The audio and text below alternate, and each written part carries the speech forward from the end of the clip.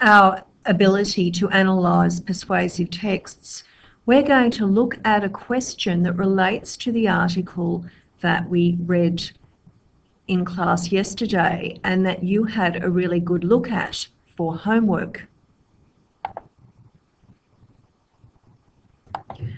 The question is this: how does the article homeless, not hopeless, persuade us to feel compassion for homeless people?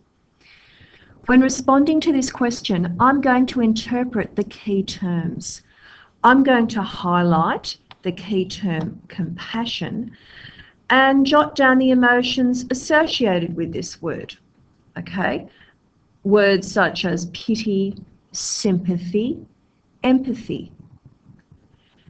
This interpretation offers me important guidance.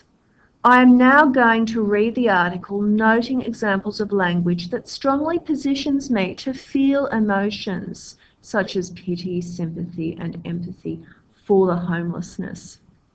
And also, of course, to get an overall idea of what the article is saying.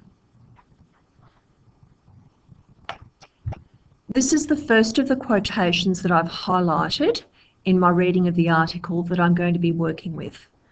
And it reads, "Many of us are more fortunate than others and have never been put in a situation where we have been abandoned and have had nowhere to go, no place to sleep, and nothing to eat."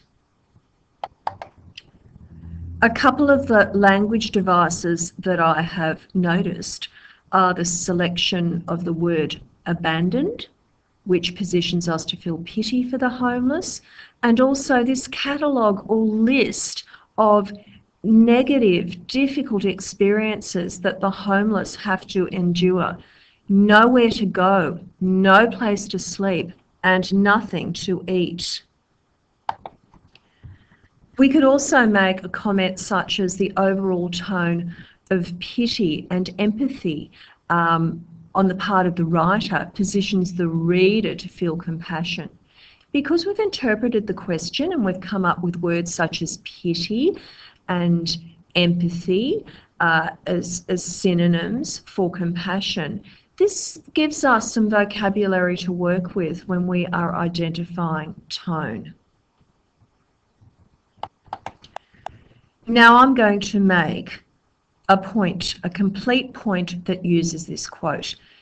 In comprehension answers or in essays, a complete point always involves clear explanation, a quotation, and technique identification.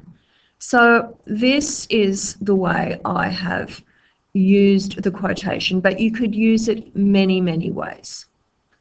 The line, "Many of us are more fortunate than others and have never been put in a situation where we have been abandoned and have had nowhere to go, no place to sleep and nothing to eat," helps to fulfill the composer's persuasive purpose, that should be, because it positions us to feel great compassion for the homeless. In this line, the selection of the word abandoned with its connotations of neglect positions us to feel great pity. Here I've used highlighting and colour to create a sense of the texture of the paragraph, the different elements. We've got the quotations highlighted in blue, we've got the longer quotation, and then we drill into that quotation to make our point. That can be a good technique.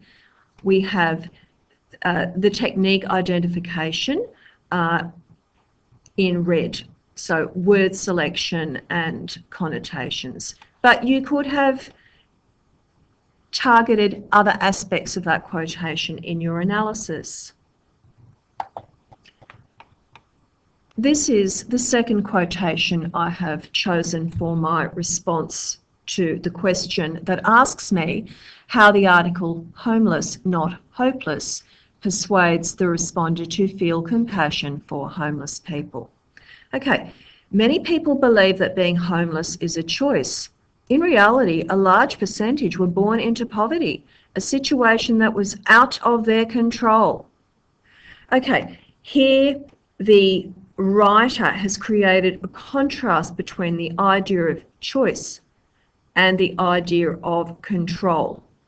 There's the stereotype or false idea that people choose to be homeless that is being contrasted with the fact that people can be born into poverty.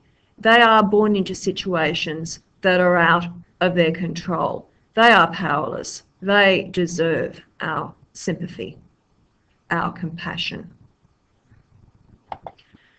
For quotation number 2, I have made the point. In addition, the lines, many people believe that being homeless is a choice.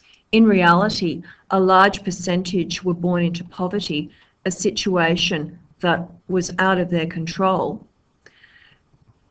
Use contrast very skillfully to emphasize the need for compassion.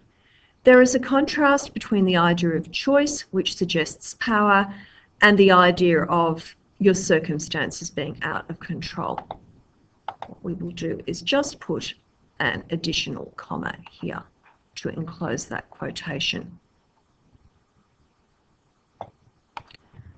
The final quotation I have selected is this one. Outside the protection of a permanent home, a man, woman, or child has a higher chance of being harassed, beaten, set on fire, or sexually abused.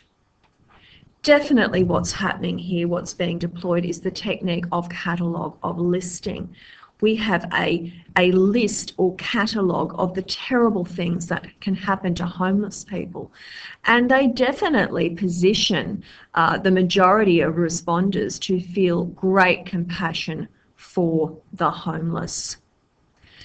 In addition, you could make the point that the concept of sexual abuse is highly emotive, that the responder feels horror at the idea of sexual abuse, and this heightens their response of compassion. The idea of being set on fire is also particularly appalling, and that also has an intensely emotive impact on the responder. So this is the way I'm going to skillfully use the quotation in my analysis. Finally, in the line, outside the protection of a permanent home, a man, woman, or child has a higher chance of being harassed, beaten, set on fire, or sexually abused.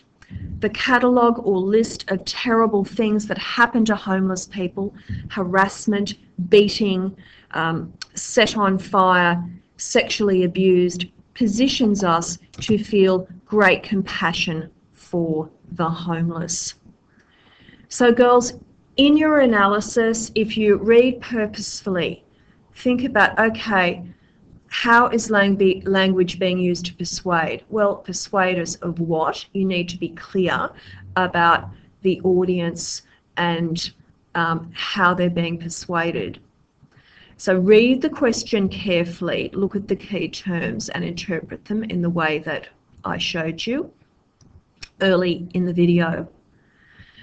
You identify quotations or elements of the text that you're going to work with, and then you think about the techniques, and then you skillfully make an entire point. Now, while this is one sentence, it's fine to make your point using a couple of sentences to unpack the quotation over a couple of sentences. But of course, in an exam situation, you know, it's good if you can use your time and your words concisely. So all the best with your learning about persuasive language, girls.